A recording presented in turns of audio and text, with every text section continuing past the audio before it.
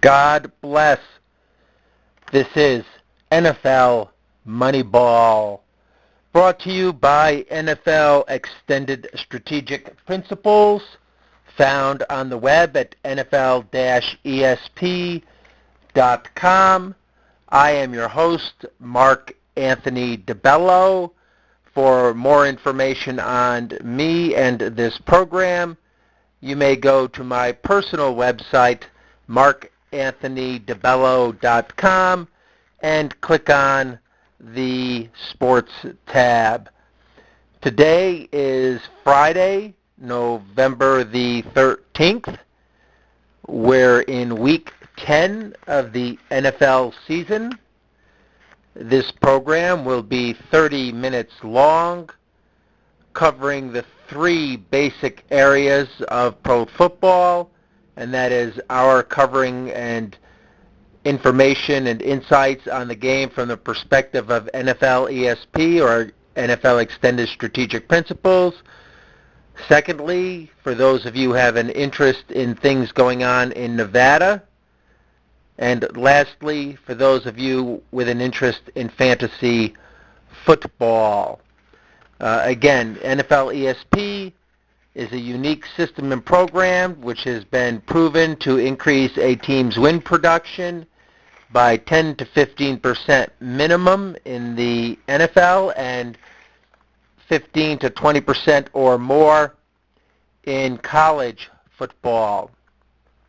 Again, we cover the games from the four perspectives of motivational, spiritual, X's and O's, which is typically play design, and the strategic, whereby we use our exclusive number from our exclusive formula called a power spread.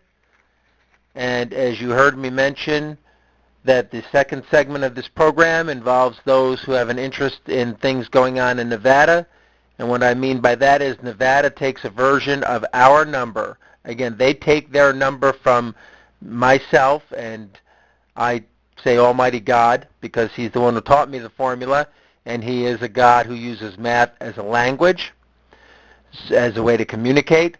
So Nevada takes that information and they use it in a way to allow you to invest in games, which I don't endorse necessarily. I believe in the integrity of the games, but it's not to say that the data is not very effective. It is. It's the most underused and undervalued, misunderstood number in all of professional sports, through all pro sports, even collegiate sports, and especially with regards to pro football. That information, as I mentioned in segment 3 of fantasy football, can also be used, even though now in Nevada they're disallowing people from participating in fantasy football. They might do so in New York as well, and there's a handful of other states that from the beginning weren't allowed to participate. But again, it doesn't mean that this data is not very insightful, informational, and surely can help you to do the 3 Ps that we always profess, and that is production, prediction, and prophecy. So prophecy speaks to the spiritual, prediction speaks mostly to the mathematical, and production with regards to helping an NFL team improve their win percentage and their total wins during the course of the season. Surely this information is very valuable to those in the media who consistently prognosticate and give out misinformation and bad selections or incorrect selections. Thankfully, in a sense, I haven't really been watching them the last couple weeks so as to not be influenced, and you'll see we've been very accurate in our assessment. And again, when I say we, God himself, my team, a small team that I have together, but mostly from the blessed knowledge and ability and gifts he's given me. So having said that, we typically go over the previous week, which would be week 9. We'll cover this week, week 10, mostly from the NFL ESP perspective, but again, the other two. Again, I always promise to dedicate more time to fantasy, but sometimes I neglect in doing that and get so involved in ESP. But again, I'll try to leave some room at the end of the program for fantasy. And then surely we'll cover this week, Week 10.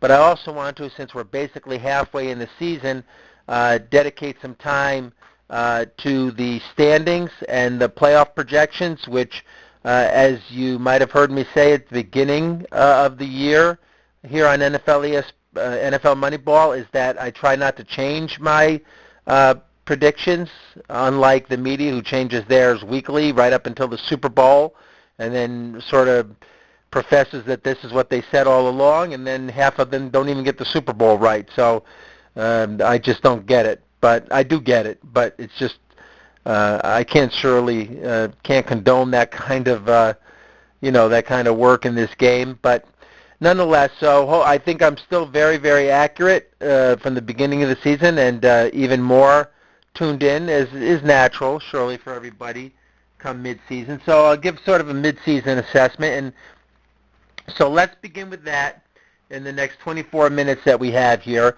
and I'm just going to do something which I rarely actually do, is look at the standings. Win-loss records are very deceptive.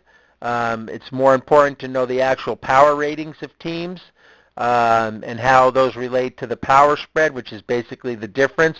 And then we give other, there's other numbers that go into that formula, primarily home field advantage, which most people think is 3 points, but it's actually basically now a minimum of 4 points, up to as much as 7 points.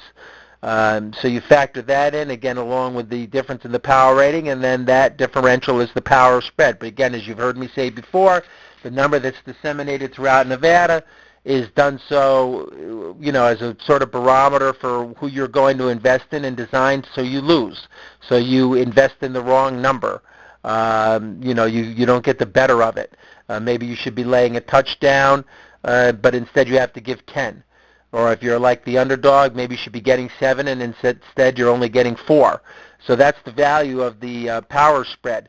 There's also a real clear-cut probability projection and outcome, because we can attach a percentile to that power spread. For instance, if you're a 7-point power spread favorite by our number, you only have the underdog only has a 25% chance of winning that game, and the favorite 75% chance. So that's where this number becomes really effective in influencing the outcome of a game with regards to head coaches making their basic strategy decisions, knowing this probability. And then we have a number, that happens in game that we call a PSI, or a power spread index, and as the game changes with certain variables, especially things like turnovers, the score obviously, penalty yardage, basic strategy decisions by the coach, did he go for a 4th down and get it, the kicking game, whether he missed a kick or an extra point, 2-point conversions,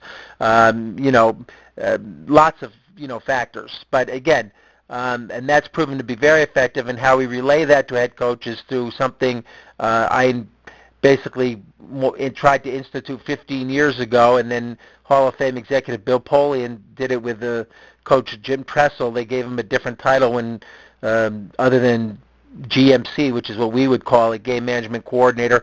And then, as noted, even up until last year, the Bears did it, again using a man who's not even there with the organization now, and neither is my quote-unquote friend and college coach, Coach Trestman, who's now with the Ravens.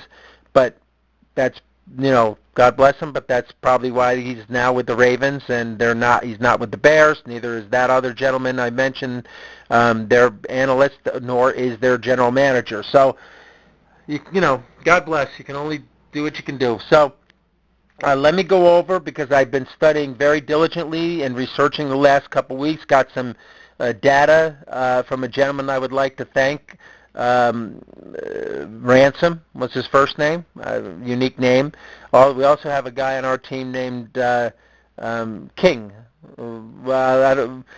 His name is I don't want to give you his whole name. He tries to protect it, but his name is Solomon, and he's got King in his name, so you can't do much better than that, a blessed brother. Spiritual brother. So anyway, having said that, this new data that I finally got up to speed on has been very insightful. And as you'll hear me say when we get to going over last week's, we were really accurate in our predictions and prognostications. So again, I can't give away too much, but let's go over now, since we're a third of the way through the program, the standings and what we can expect for the rest of the season. The Patriots are on top of their division. The Bills are now in second with their victory over the Jets tonight. This is basically how we called this division. New England or Buffalo, New England. Actually, I thought Buffalo would be doing better than 5-4, followed by the Dolphins, Jets. Jets got a blessing in disguise by getting Fitzpatrick in there instead of Geno Smith. Dolphins are underperforming. But again, we had Buffalo in the playoffs at the beginning of the year, and I still think there's a outside chance that they can get there. But New England will surely be there, but I don't foresee them repeating the Super Bowl. I definitely don't. Let me go to the North. They kind of have these divisions in the internet page that I'm looking at sort of out of order. The Bengals are on top. Again, I rated them highly. Didn't really do as much at the beginning of the year. Followed by the Steelers, who I think can be a playoff team. Ravens and Browns, obviously not, even though I think the Ravens are going to make a huge comeback and get close to 8-8, 8-8 by the end of the season. So New England, Cincy, strong, in relation to the AFC. Denver, much stronger with Coach Kubiak instead of Coach Fox. I was never a big fan or supporter of Coach Fox, although surely, God bless, not to be a hypocrite, I surely would work for him and like to help him with the Bears because I know that NFL ESP can. Kansas City, I think you're going to see catch up to Oakland, even though Oakland's been doing well this season, and they are rated actually quite high. But don't be surprised if, and I'll get into the games this week, if Kansas City actually upends Denver this week. But Kansas City is much better than a 3-5 team. Oakland is performing to their numbers. San Diego is underperforming. That's why they're 2-7. In the South, and I know I kind of geographically went out of order there, it's just going to be Indianapolis. They'll win. They'll win their division. None of those other teams are really consequential. I think Tennessee's going to get some more wins with Marcus Mariota, who we projected to be Rookie of the Year, and I think he's probably on course to do that. So again, from the AFC, you'll see, Cincy, New England, Denver, and Indy, and I think you'll see your wild cards end up being, it's between Buffalo, Pittsburgh, Kansas City could catch up. But I right now, as it stands, it's probably going to be Pittsburgh and Buffalo, or at least Pittsburgh and Kansas City. I don't think Oakland can sustain. So that's your AFC. Let's go to the NFC now. We'll go to the East as I projected, and you're beginning to see this is the weakest division in pro football. The South is right next to it in the NFC. With regards to power rating. Surprisingly, the Cowboys in last. I thought they could actually win this division. I know it won't be the Eagles. It probably won't be the Redskins. So if the Giants win by default, God bless them. I have to give them credit. They are performing better than I thought they would. Beckham doing fantastically as we projected he needed to, and Eli Manning actually doing better than I thought he would. But Eli tends to be a gunslinger, and the probability factors come back to a median, and he ends up throwing more interceptions than touchdowns by the end of the year. And thus, again, as we projected, the winner of that division will be 7-9, maybe 6-10, something like that. Anyway, I still think the Cowboys will catch up with Tony Romo, who we always liked, and now people are realizing how valuable he is. But either way, whoever wins that division isn't going to be around in the playoffs of doing anything substantial. I'll go to the North next. As we said early in the year, I actually looked at their numbers again. The Vikings are a pretty darn good team. They have, I think, the highest rated defense, basically. If they had a bit better quarterback than Teddy Bridgewater, who I'm not a big fan of, they'd actually be doing much, much better. They haven't really had a hard schedule up until this point, and their three toughest games are coming up after this week, or even over in Oakland this week. So you'll really see a lot with Minnesota, and you can really judge them by if they're holding teams under 20 points on defense, as they have been doing. So. But Green Bay, I think, will come back, even though they're getting injured and they're weakening a bit on defense. You're seeing that now. But I think it'll be Green Bay and Minnie, definitely both playoff teams. In the South, it'll just be the Panthers, who I've always liked. People didn't like them last year, even though they had a bad one-loss record. And I projected them far into the playoffs, and they did. So we like the Panthers. The Falcons will fade. New Orleans, I think, will actually come up and I don't know if they'll surpass the Falcons, but the Falcons won't have a significant enough record, I don't believe, to be in the playoffs. That takes us to the West, where Arizona, I think, will win that division, and Seattle and St. Louis vie for the wild card, as we projected at the beginning of the year. So that's going to be your only other wild card. So you can basically look at your playoffs like that: Carolina, Green Bay, Arizona, the winner of the NFC East, and then between Minnesota or St. Louis will be your two wild cards. Atlanta could creep in there, but I don't think so. So it'll be Minnesota and St. Louis your wild cards, or Minnesota and Seattle your wild cards. So let's go over, we're about halfway through, let's go over last week quickly and then get to this week. Last week we projected these games basically spot on exactly as they came out, with a couple big upsets. And I'll just go through these games quickly. On Thursday night, I think it was Cleveland or Cincinnati defeating Cleveland. Johnny Manziel had a good start, bad finish. I told you I love Johnny Manziel. I think he'll be great with the next team that he plays with. In Week 9, Oakland-Pittsburgh, we projected that to be a very high-scoring game. With regards to fantasy players, we had Antonio Brown as our best pick. He had a 50-point basically a 50-point performance, 49 and change. That was a blessed selection there, and Pittsburgh winning that game. Jacksonville and the Jets, we projected that would be close to the number that they had listed. It was too high at 8. It was really probably around 5, and that's just what it landed on. Minnesota, St. Louis, two good defensive teams. Again, Minnesota held another team under 20 points, and when you see two good defensive teams play, or two good teams play, you don't get a lot of big fantasy performances. But again, it was, those are two very good teams. Miami played Buffalo, as we projected. Buffalo, with their quarterback Taylor back in there, defeated Miami. New Orleans, this was one of our big upsets. We picked Tennessee straight up. We knew that was way too many points. That power spread is not 8 points or 7 points. New Orleans to the better of Tennessee, and Tennessee ended up winning that game as we projected. Washington played New England. New England went through the number, which means, in a Nevada parlance, they quote-unquote covered. We never really use the B or G word here, and I don't even like using that word cover because, again, they're using a spread that's not the accurate number. We have the accurate number, and we believe in using it to the integrity of the game for coaches to use in their basic strategy decisions. People try to monetize too much of everything.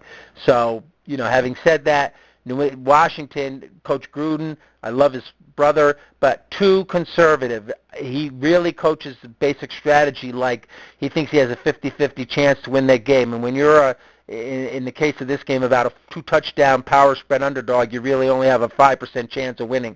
You have to do things like onside kicks, go for every fourth down, field every kick, every punt out of the end zone, or you don't fair catch. There's about, like I said, about basic 10 points a call or 11 during the game, factors or decision-making times where you really want to be more, the word we always use is aggressive, but Washington does not do that, and that's why their record is suffering.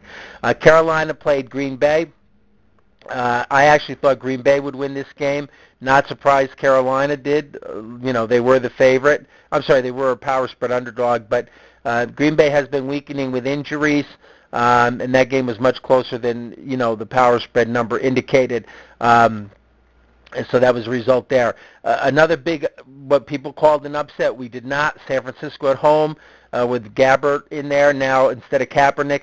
I'm not a big Blaine Gabbert fan, but just that little bit of an improvement at quarterback from what Kaepernick was doing, which we said was he's got to run on third down. He should be running every other down in addition to just throwing long and using his arm strength. But they try to put him in a West Coast, short passes. He's very errant in his throws, and when somebody isn't open, he throws the ball out of bounds. Gabbert's a little more of your traditional type of quarterback, but again, that you see that a lot when a new quarterback comes in. The team will, rally around him and play inspirationally or motivationally, but then they'll come back down to earth, and I think you'll see that with San Francisco. But again, we projected that upset, quote-unquote upset, and they beat overrated, which we projected early in the year, even after they won 3 or 4 games, only because they were playing their own division in the NFC East. Atlanta, their record fading. Giants and Tampa, 2 gunslinger quarterbacks. Like I said, you never know what you're going to get with Eli and Jameis. In this case, the Giants ended up winning that. Indy, we projected was going to upset Denver, and they did. Indy's too good a team to play poorly on the week before on a Monday night against Carolina. And then they bounced back to Denver, who has a good defense, but is still a bit overrated. Dallas played Philly in what we said would be a higher scoring game. There was 60 points scored in that game. 2 really bad teams. You just never know what you're going to get with either of those teams. And surely Philly, and when you see division games, most teams motivationally, it's hard to beat a team in your division twice. So early in the year, Dallas had defeated Philly, and now Philly got their a reversal. We don't really consider it revenge. Too many people put too much impetus on revenge games. It's more just a statistical reversal. And then in the night game on Monday night, the public was all investing in in San Diego. We said we liked Chicago, and Chicago ended up winning. And as we projected, San Diego was kicking too many field goals when they were really scoring, getting a lot of yardage and winning the total yardage battle, and that's not how you win games. Again, you do not kick. A field goal is actually a failure in most cases, okay, unless it's 55 yards and it's 4th and 5 or more, basically, or over 50 yards. All right, so let's get on to this week quickly. Already the Jets had played Buffalo. We liked Buffalo. I didn't get a chance to tell you that because we just knew the Jets were playing better than their record, and that Buffalo will probably defeat them by the end of the year, so it only made sense that Buffalo would end up winning that game, although to the Jets' credit, they would have won the game had they not had the turnovers that they had. I didn't see the game, but I could just look at the box score and tell you that. So let's get to this week quick, and I'm going to, I'll factor in Vegas as you hear me speak, and then try to throw some fantasy in as well in the last 8 minutes. So here we go for Week 10 in the NFL. The Lions are playing at Green Bay. Green Bay, as I said, is weakening on defense. They have an inflated power spread number in that game of 10 or 12 points. Detroit should keep that game much closer. I think it'll perhaps be a high-scoring game, but I wouldn't be surprised if actually Detroit upsets them, Green Bay, and loses an amazing 3 in a row. And I'm going to tell you another trick. When you see if you see the game listed at the top first game, most of the times the public, if they're going to invest, they invest in the favorite on the first game listed on Sunday, and they overinvest is what I should say. So I think Detroit will keep that game close. Dallas and Tampa, everybody's investing in Dallas. This is basically an even game. I can see it as an even game. Tampa gets home field. They should get a lot of home field advantage. I don't know that they do. I don't think a lot of the refs rally around Jameis Winston yet. Once they do, Tampa will start getting more. If they ever do, Tampa will get more home calls. But that's definitely what Tampa needs in a game that's, you're probably going to see turnovers. Tennessee and Carolina. Actually, I think Tennessee can actually upset Carolina. As I said, Carolina has been a bit overrated. That number that they're using is inflated. It's incorrect. Tennessee at home, there's, if it's the power spread is 6 points and Tennessee's at home and they're 4 points to their advantage, that means Carolina's 10 points better than Tennessee, and that's inaccurate. They are not 10 points better on most days than Tennessee. So I would like, I like Tennessee there. If you're Tennessee, I love Marcus Mariota, but you're going to have to at some point, because Carolina hasn't really been turning the ball over a lot, and they do have a sound defense, you're going to have to at least go for a 4th down or do something, make some aggressive move, Tennessee, to overcome that point spread differential or that power spread differential more accurately, but that can be done. Chicago has a lot of injuries. The Rams at home are the better team, and I think they're going to show themselves to be the better team and win that game. If you're the Bears, you've just got to take a lot of chances. Jay Cutler, we worked with the Bears the last 2 years. He's got a strong arm. He's got to use it, and he also has a good set of legs on him. Physically, as a runner, he needs to run on 3rd down. He needs to be more creative on 3rd down, and use that, all the ability of a quarterback instead of just protecting him and keeping him in the pocket, and keeping his career going. Well, that's great. You have a long career, and you never win games. Next game up is New Orleans and Washington. A lot of people are investing in New Orleans. Washington's a home dog. I wouldn't be surprised to see Washington win, but I'm going to have to stick with New Orleans. The public does get right once in a while. New Orleans, I think, they're basically even. Like I said, that division, especially these teams, if New Orleans can't beat the Giants, or they did beat the Giants by 3, but certain other teams in that division in Washington, like I said, that's a toss-up game for the most part. But I do know, as I mentioned, that I know Coach Payton is much more aggressive than Coach Gruden, and I would give that, surely an advantage to New Orleans there, especially as the game goes on and like in a PSI situation, meaning let's say New Orleans goes out and they score 2 or 3 touchdowns right off the bat and lead 21-0. Well, Washington can't keep doing certain conservative decisions and just, anybody can tell you got to throw the ball instead of run, but it's the basic strategy decisions you make. Philly's playing Miami. Philly should not be 6 points, although they do get a lot of home field advantage. That power spread is more like Philly 4. It really depends on the refs, and believe me, Philly's got one of the biggest home field advantages in all of the NFL. But Miami in the AFC East is actually a better team, and I would rate that game even. Cleveland's playing Pittsburgh. I would expect a high-scoring game, being that Pittsburgh did so well offensively last week, especially from the fantasy perspective with both their running back and their wide receiver. I'd love to see Johnny Football in there, but I think it's going to be McCown again. I'd look for their tight end in Cleveland there to have a big game, and I wouldn't if I was a fantasy player, which I am, but I'll just tell you I wouldn't take Brown or D'Angelo Williams in that game. Baltimore's playing Jacksonville, what I project to be a very high-scoring game. I think Baltimore, they've been playing an incredibly tough schedule. This is the weakest team they've had on the schedule this year, and especially after like 5 or 6 straight games. And I think they're going to, run through the number there, Baltimore. So to Coach Tressman, who I've worked with for many, many years, God bless you. They just need to be conservative. Coach Harbaugh, in your play calling. In Jacksonville, you've really got to take some chances because already you're basically only have a 25% chance of winning. The Vikings-Raiders, really interesting game here. I expect a defensive battle. Again, I like Minnesota a lot. This is their first, they're the toughest team they've basically faced in, I think, the last few weeks. I don't have their schedule right in front of me, but I know they got 3 tough games coming up. I think Green Bay, Denver, and another really competitive team. The next game up is Kansas City, Denver. As I said, I think Kansas City, I mentioned earlier the reversal. Kansas City lost their game because they had minus 14 points from our NFL ESP standard in fumbles, and fumbles tend to balance out. So by a new number that we use, Kansas City actually won that game if you factor in home field advantage and turnovers and whatnot.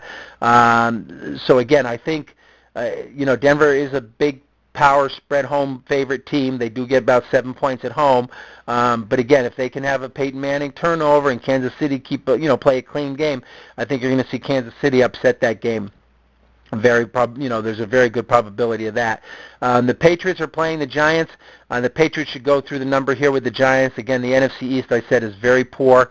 The Patriots are, playing better than I thought they would, but again, I think you're going to see their defense weaken by the end of, come the Super Bowl. Arizona, Seattle is probably the best game on the card this week. These are 2 playoff contenders. If not both of them in there, I think Arizona is actually the better team, although if you look at Seattle, they did have that projected, as we said, hangover start. They played much better teams, I think, than Arizona, even though they're in the same division. I could see this game going either way, but in the long run, Arizona is definitely, I think, a notch above Seattle as being the better team. A lot of people will think the game is going to be low scoring with a total of 45 points. This is something I just can't totally get into now, but how this number, we help coaches understand, whether your game is going to be high scoring or low scoring. It has a lot to do with the tempo. It has a lot to do with decisions you make. The shorter game, the more influential, if you will, your decisions are, the greater effect they have. If there's only going to be 20 points scored in a game versus 45. But again, 45 is basically your NFL average. That's a 24 to 21 game. But I think you'll see maybe like 47 points scored in that game or something, maybe 48. And the last game on the tab is Cincy at home against the Bengals. Cincy is another very strong home favorite team. They get about 7 points at home. Houston, as I said, is one of the worst teams in the, just really badly overrated. That number's huge, 12 points, maybe 10. That's basically a pretty accurate number, to be honest with you. It's too many points if you were, from a Nevada perspective, to give a team on Monday night, but then again, there are Monday nights at home, Cincinnati. They don't get a lot of those games. I think you're going to see a lot of egregious calls to Cincinnati's benefit, and they are definitely the better team anyway, and they could win that game by double digits. So, anyway, from fantasy perspective, I hope they don't outlaw it in New York, but again, I can understand because the G word in closing is not a good thing, and the BET is not a good thing, and that's not what NFL ESP is about. We're a unique system with a formula and a one-of-a-kind, guaranteed to improve a team's production, and hopefully this information in this program is giving you some insights and some inspiration and information. So listen, God bless you. I'm Mark Anthony DeBello, your host, and this has been NFL Moneyball, brought to you by NFL ESP at NFL-ESP.com.